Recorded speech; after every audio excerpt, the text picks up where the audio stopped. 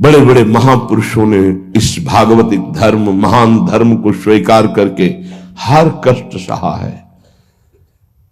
प्रहलाद जी क्या कष्ट नहीं दिया गया, कबीर साहब क्या कष्ट नहीं दिया गया इनको।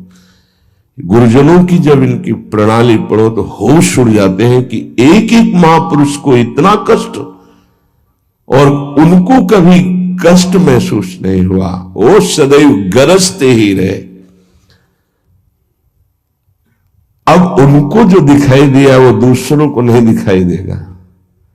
उनके मुख से यही निकला है, तेरा किया मीठा लागे। गजब, मतलब रोने के सिवा कोई भाव नहीं बन पाता, केवल रोना की। कितनी सामर्थ्य इन महापुरुषों में है कि ऐसी स्थिति में भी प्रभु से प्रश्न नहीं है और सामर्थ्य इतनी कि भस्म कर सकते हैं। इतना भजन का तेज है, पर उन्होंने कभी कुछ नहीं प्रतिकूलता की, चुपचाप सह गए, प्राण त्याग दिए अपने धर्म, अपनी निष्ठा पर। अपने लोगों को इन महापुरुषों से एक प्रेरणा मिलती है कि काम, क्रोध, लोभ, मोह, मद, मत्सर, भूख, प्यास, सर्दी, गर्मी, मान, अपमान, दुनिया के जितने द्वंद्व हैं ये सब एक साथ टूट पड़े तो भी हम अपनी निष्ठा नहीं छोड़ेंगे। उपासक देखो, अनुकूलता होती तो जय जय, प्रतिकूलता होती तो भाग पड़े। तुम कायर हो, भगवत मार्ग के शूरवीर थोड़ी हो। नाम जापक, धर्मनिष्ठ, उनकी जय जयकार की जाती है। आप अविनाशी भगवान के अंश हैं। ये शरीर छूटेगा, आज नहीं तो कल छूटेगा। अगर धर्म में छूटे तो इसकी जय जयकार है, और अगर भोगों में छूटे तो बहुत ही जीव सब छोड़ रहे हैं भोगों में। धर्म निष्ठा का तो जिनका हमने पद सुनाया था पलटू बाबा का, मची नाम की कीच, इनका ऐसा प्रभाव था कि जहां ये नाम उच्चारण करते तो रोए बिना कोई नहीं रह सकता था। ऐसी करुणा थी इनकी उच्चारण करने में, पर इनसे भी द्वेष करते थे लोग। इतना द्वेष किए कि एक दिन ये रात्रि में कुटिया में सो रहे थे, इनकी कुटिया में चारों तरफ से आग लगा दी। भौतिक शरीर तो वहीं दिखाई दिया, लेकिन भक्तों की मंडली सहित जगन्नाथपुरी में सुबह पाए गए। पार्थिव शरीर तो अयोध्या में ही रहा, पांच भौतिक जो कुटिया में जल गया, और वो दिव्य शरीर से जगन्नाथपुरी में भक्तों की मंडली के बीच में पाए गए। तो वहां उनसे पूछा कि आप अवध से कब आए, तो उन्होंने सुबह कहा कि आज ही रात्रि के आए। इतनी जल्दी कैसे आ गए? बोले अवधनाथ ने भेज दिया है। वहां पलटू नाम का एक जो शरीर था वो जल गया, तब पता चला कि दिव्य देह से भक्त मंडली में विराजमान है। ये निष्ठाएं ऐसे कोई थोड़ी कि जहां फूल माला, चंदन, इत्र, खुशबू, खान पान, जय जयकार, प्रणाम, नमस्कार तो आप धर्मनिष्ठ है, और जहां प्रतिकूलता तो आप बदल गए, इसे निष्ठा नहीं कहते। जिस सर पर मनोपुष्प और दुग्ध का अभिषेक हुआ, पूज्य पादुड़िया बाबा, उसी सर पर 6-6 इंच के गड़ा से चले, ओम पधार गए।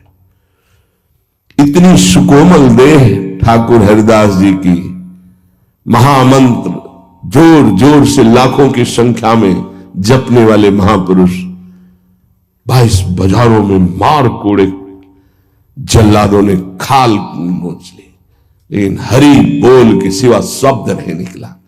इसे कहते हैं निष्ठा। यहां जरा सी कामना पूर्ति नहीं, भगवान पर श्रद्धा हो गई, ये कोई निष्ठावान है? ये निष्ठा कैसे जागृत होती? सिर्फ गुरु कृपा से। जहां गुरुजनों की महिमा पढ़ी तो गुरु कृपा से। गुरु कृपा का स्वरूप क्या है? जो नाम प्राप्त हुआ है, यही गुरु कृपा है। बड़े बड़े ब्रह्म ऋषियों ने, महापुरुषों ने एक ही बात कही है कि जिसकी विशेष कृपावती हरि की जागृत हुई हृदय में, उसकी नाम में श्रद्धा हो गई। बस ये बात पकड़नी है। ब्रह्म ऋषियों ने, महापुरुषों ने, बड़े बड़े गुरुजनों ने ये सार बात कही कि जिस पर हरि की विशेष कृपा वो नाम पकड़ लेता है। चाहे जो आप साधना करते हैं, यदि नाम जप नहीं करते हैं तो वो रंग नहीं आएगा जो नाम जप से आता है। नाम जप, नाम कीर्तन समस्त साधनाओं की पूर्ति है। जैसे योग है, यज्ञ है, तीर्थयाटन है, और भी स्वाध्याय, तपस्या, इनकी पूर्ति है नाम कीर्तन और नाम जप से। यदि नाम जप नहीं है जीवन में तो विश्वास कीजिए स्थिति आना बहुत कठिन है। प्रभु के मंगल में नाम का श्रवण और कीर्तन, यन्नाम श्रुति मात्रेण पुमान भवति निर्मलः तस्य तीर्थ पदः किं वा दासानाम अवशिष्यते। जिनका नाम यदि श्रवण करने को मिल जाए, गायन को मिल जाए, तो हृदय निष्पाप और निर्मल होकर भगवत प्राप्ति हो जाती है। फिर जिनके हृदय में भगवान का दासत्व जागृत हो चुका है और वो नाम स्वाद ले रहे, उनकी महिमा का क्या वर्णन। यन्नाम ग्रहणन अखिलान श्रोत्रनात्मान मेव च सद्यः पुनाति किं भूयस् तस्य स्पृष्टः पदाहिते। आहा, जो प्रभु के नाम का उच्चारण करता है तो जितने श्रोता होते हैं सबके पापों का नाश करके उनके हृदय को पावन करता है। तो उस उपासक को कितना पुण्य प्राप्त होता है, कितनी कृपा प्राप्त होती है। जब जोर से राधा नाम उच्चारण कर रहे, नाम कीर्तन कर रहे, जिन जिन की कान में जड़ चैतन्य के सबका मंगल कर रहा है, ऐसे उपासक के हृदय में प्रभु प्रकाशित हो जाते हैं। जब उनके चरण प्रकाशित हो गए तो फिर इस शरीर का कोई महत्व नहीं रहता। जैसे सांप केचुल से कोई मतलब नहीं रखता, ऐसे महापुरुषों ने शरीर से कोई मतलब नहीं रखा। इसीलिए उनके शरीर को इतनी पीड़ा दी गई, उनके शरीर को कष्ट पहुंचाया गया, पर आह नहीं निकली क्योंकि उस शरीर में नहीं है। उनका मन प्रभु के सच्चिदानंद सुख में है। कलिम सभा जयंत्यार्या गुणज्ञाः सारभागिनः यत्र संकीर्तने नैव सर्वः स्वार्थोऽभिलभ्यते। इस युग में महान साधना है नाम, नाम का जप, नाम का कीर्तन। तुम्हारे सारे स्वार्थों की पूर्ति और परमार्थ की पूर्ति इसी से हो जाएगी। इसलिए जो चतुर शिरोमणि है वो इस युग के गुण को जानने वाले सारग्राही भारी प्रशंसा कलयुग की करते हैं कि जो बड़ी बड़ी 10-10 हजार वर्ष की साधना से लाभ नहीं मिलता वो कलयुग में नाम कीर्तन से मिल जाता है, नाम जप से मिल जाता है। दाहिने पैर के अंगूठे केवल खड़े होकर के, केवल दाहिने पैर का अंगूठा भूमि में स्पर्श, दोनों हाथ उठाए हुए 10,000 वर्ष तक जब, तब कोई बात। यहां केवल नाम कीर्तन से, नाम जप से परम लाभ। नाम में बहुत बड़ी सामर्थ्य है। विश्वास करो और पकड़ लो नाम। ये जो नाम चर्चा होती है ना, ये सार बात तुम्हें सुनने को मिल रही है, इसे पकड़ लो। ऐसा मन में बैठा लो कि अगर नाम नहीं चल रहा तो आपकी बहुत बड़ी हानि हो रही है। ये बहुत परम ज्ञानी हनुमान जी भी महाराज कहते, कहा हनुमंत विपत्ति प्रभु सोई, जो तो सुमिरन भजन न होई। परम रसिक शिरोमणि श्री सेवक जी महाराज कह रहे हैं, हानि हरिवंश के नाम अंतर पड़े, लाभ हरिवंश उच्चरत बानी। उनकी जिह्वा बड़ी पावन हो गई है जिनकी जिह्वा में नाम चल रहा है। कोई भी हमारे प्रभु के विविध नाम हैं। मुकुंद माधव गोविंद राम कृष्ण दामोदर हरि, जो भी जिनको प्रिय है, जो गुरुदेव ने दिया है। जैसे अपने वृंदावनवासी राधा उपासी, तो राधा राधा राधा राधा राधा, किसी की नहीं सुनना, कुछ नहीं सुनना। क्या महिमा है हमको ज्यादा ध्यान नहीं देना, हमें ध्यान देना है जप में अपने आप महिमा प्रकाशित हो जाएगी। नाम का प्रभाव तब समझा जाए कि अब रंग ला रहा है, जब नाम ऐसे हो जैसे हम पुकार रहे हो। राधा अंदर से निकले, आंखों से अश्रु निकले, रोमांच हो जाए, हृदय गदगद हो जाए, पूरा स्वर निकलना मुश्किल हो जाए, नाम निकलना, ये है इसका फल। एक भक्त ऐसे रस में डूबा हुआ है नाम के, तो एक दिव्य तेजमयी शक्ति सामने आती है। वो पूछता है, का तुम, कौन हो तुम? मुक्ति रूपागतास्मि भवती कस्माद कस्माद, श्री कृष्ण स्मरणेन देव भवतो दासी पदम प्रापिता, दूरे तिष्ठमनागनागसि कथम कुर्याम अनार्यम मयि, त्वदगंधान् निज नाम चंदन रसालेपस्य लोपो भवेत्। कौन है तू? मैं मुक्ति हूं, मोक्ष पद, कैवल्य परम पद, तुम्हारी सेवा में उपस्थित हूं क्योंकि तुम निरंतर नाम जप करते हो। मुक्ति रूपागतास्मि भवती कस्माद कस्मादिह, तो तुम बिना बुलाए आती हो क्या? मुक्ति से। हां, तुम्हारे जैसे भक्तों के पास जो निरंतर नाम जप करते हैं, मैं उनकी दासी बनना चाहती हूं, मोक्ष पदवी। नहीं तो अकस्मात क्यों आ गई? मैंने चाहा नहीं। तुम जिन देवाधिदेव प्रभु का नाम जप कर रहे हो, श्री कृष्ण चंद्र का, मैं उनके दासों को एक पद प्रदान करना चाहती हूं। मुझे कृपा करके स्वीकार कर लीजिए। ध्यान दीजिए, मोक्ष पदवी क्या करे? मुझे कृपा करके स्वीकार कर लीजिए, बड़ा उपकार होगा कि आप जो मुझे स्वीकार कर लेंगे। तो बोले, दूरे तिष्ठ मनागना गशी कथम कुर्याम अनार्यम मई, दूर खड़ी रहे मोक्ष पदवी से, तू मेरी दृष्टि में नितांत अपराधी है। नहीं, मैं तो मुक्त करने वाली हूं, संसार से जीवन मुक्त अवस्था प्रदान करती हूं, मैं अपराधी कैसे हूं? तो सुन, जब मैं तुझे स्वीकार कर लूंगा तो मैं चरण सेवा नहीं कर पाऊंगा, मैं नाम जप नहीं कर पाऊंगा, तो तू मेरा नाश करने वाली कहलाएगी।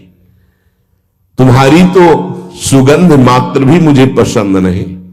मुझे मुक्त नहीं होना, मुझे आसक्त होना है श्री कृष्ण चरण सेवा और उनका नाम जप। और तू मुझे श्री कृष्ण में लय कर देगी? नहीं चाहिए, मैं स्वीकार नहीं करता। मैं भगवत दास हूं, इससे बढ़कर तेरा पद नहीं है। तू भगवान का विस्मरण करा देगी, क्योंकि लय हो जाने पर सत्ता ही नहीं रहती। ये मेरा नाम छूट जाएगा जो जप रहा हूं, ये मेरी सेवा छूट जाएगी। मैं उपास्य देव में लीन होकर उपास्य देव नहीं बनना चाहता, मैं उपास्य देव की सेवा में और नाम जप करना चाहता हूं। इसलिए तू अनार्य है, मेरे सामने से हट जा, मैं तुझे स्वीकार नहीं करता। त्वदगंधा निज नाम चंदन रसाले पश्चलोपो भवेत्, तेरी गंध भी आ जाए तो भगवत प्रेम का लोप हो जाता है, इसलिए मुझे नहीं चाहिए। ये नाम जप की महिमा। भगवान ने भी कहा, दीयमानम न गृह्णन्ति बिना मत सेवनम जना। अगर मैं उनको मोक्ष पदवी भेजता हूं, देता भी तो वो स्वीकार नहीं करते हैं। बहुत विचार पूर्वक देखा गया कि उपासक का परम धन नाम है। लोक परलोक की जो भी तुम्हें भोग सामग्री चाहिए, पदवी चाहिए, सिद्धियां चाहिए, मोक्ष चाहिए, प्रेम चाहिए, सब नाम जप से मिल जाएगा। ये किसी एक महापुरुषों के नहीं, शास्त्र प्रमाणित है। इतने नाम महिमा से युक्त महापुरुष, जितने भी बड़े बड़े महापुरुष हुए हैं, चाहे जहां के हो, सब नाम से ही हुए हैं। सुलभ से सुलभ परमार्थ का सहज साधन और सर्वोपरि साधन निरपवाद रूप से समस्त महापुरुषों ने स्वीकार किया है नाम। भारी दुख और संकट में, दुख और संकट स्पर्श ना कर पावे, वो स्थिति प्रदान करता है नाम। देखो, दुख और संकट स्पर्श न कर पावे शब्द है। दुख संकट घेरते हैं, स्पर्श नहीं कर सकते। अर्थात इतनी ऊंचाई होती है कि पांच भौतिक देह पे ही प्रहार हो सकता है, स्वरूप पे नहीं। और वो नाम के बल से ऐसी ऊंचाई पे होता है जहां नैनम छिन्नन्ति शस्त्राणि नैनम दाति पावकः न चैनम क्लेदेन्त्यापो न शोष्यति मारुतः। ये स्थिति है, ये बातों से नहीं सही जा सकती। ये जब स्थिति आती है तब ऐसा होता है। भविष्य में कोई ऐसा दुख नहीं है जो नाम जापक को आके स्पर्श कर सके, विचलित कर सके। इसलिए साधकों को सिद्धावस्था प्रदान करने वाला एकमात्र साधन नाम है। पकड़ लीजिए। रोज चर्चा इसकी श्री जी करवा रहे, इसीलिए कि यही एक कलिकाल में विशुद्ध महामहिमा में और चहुं युग चौसुरति नाम प्रभाव, चारों युगों में रहा, केवल कलयुग में ही नहीं है। चहुं युग चहुसुरति नाम प्रभाव, कलि विशेष नहीं आनो पाओ। कलयुग में ये विशेष है, न आनो पाओ, स्पष्ट कह दिया, ना आनो पाओ। साधकों को बहुत ध्यान से सुनना है, बड़े महापुरुषों की बातें हैं। सिद्धावस्था की प्राप्ति इसी से होती, भजन से। भजन नसेनी प्रेम की। साधकों को सिद्धावस्था नाम से प्राप्त होती है। सिद्धों की सिद्धि की रक्षा नाम से होती, इसीलिए सनकादि हर समय हरिश शरणम हरिश शरणम। लोक संग्रह के लिए, संसारी धर्म अर्थ काम की पूर्ति के लिए, या मोक्ष के लिए, या प्रेम के लिए, कोई भी हो, कहीं भी हो, नाम जप के लिए कोई ऐसा नहीं कि आप वहां नहीं जप सकते। जैसे कुछ बच्चे स्कूल के आए थे, उन्होंने कहा अध्यात्म को और विद्यार्थी जीवन को कैसे समावेश किया जाए। हमने कहा जो व्यर्थ समय आप व्यतीत करते हैं उसको भजन में लगा दीजिए। 30-40 मिनट तो कुल्ला करना, शौच जाना, स्नान करना, इसमें तो लगता ही है। अगर पूरी नियमावली से करे तो 30 मिनट 40 मिनट लगता है। उस 30-40 मिनट में हम एक क्षण भी नाम नहीं भूलेंगे, क्योंकि उस समय किसी से कोई मतलब नहीं, एकांत सेवन बाथरूम में, बड़ा बढ़िया समय। तो किसी ने प्रश्न किया, पावन नाम को क्या शौचालय में लिया जा सकता है? हाँ, बहुत बढ़िया एकांत स्थल है, नाम जप के लिए बहुत बढ़िया है। नाम जप के लिए निषेध नहीं, मंत्र जप के लिए निषेध है।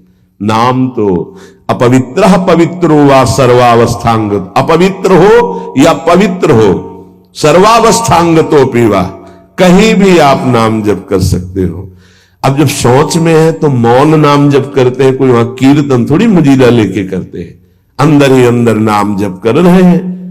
किसी ने प्रश्न किया था कि आप परम पवित्र राधा नाम जो आप उपदेश करते हैं, बच्चों को कहा सोच में आप जप सकते हैं, तो क्या सोच में निषेध नहीं है? निषेध नहीं है, नहीं है, बिल्कुल नहीं, तुम नहीं जानते हो। निषेध है मंत्र, नाम निषेध नहीं है। अगर नाम निषेध हो जाएगा और सोच में दिल फेल हो जाए तो गई ना जीवन की बाजी। नहीं नहीं, रह नहीं सकते। और एक स्थिति आती है, आपको बताएं, जहां मंत्र भी अखंड चलता है। इसका हमें शास्त्रों में जो प्रमाण मिला तो सदैव यही मिला कि मंत्र को अपवित्र स्थिति में कभी उच्चारण नहीं करना चाहिए।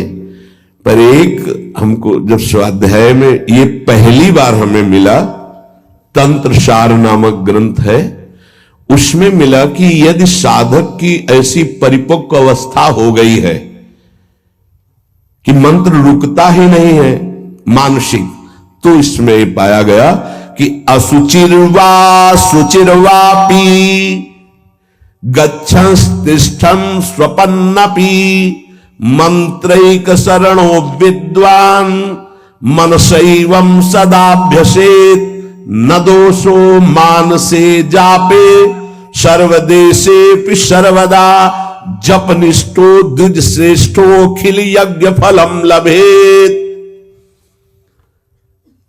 बहुत वर्षों से अभ्यास हो गया मंत्र का, मंत्राकार वृत्ति है, अब वो सोच में बैठा है, वो जप नहीं रहा, उसकी वृत्ति ही मंत्राकार है।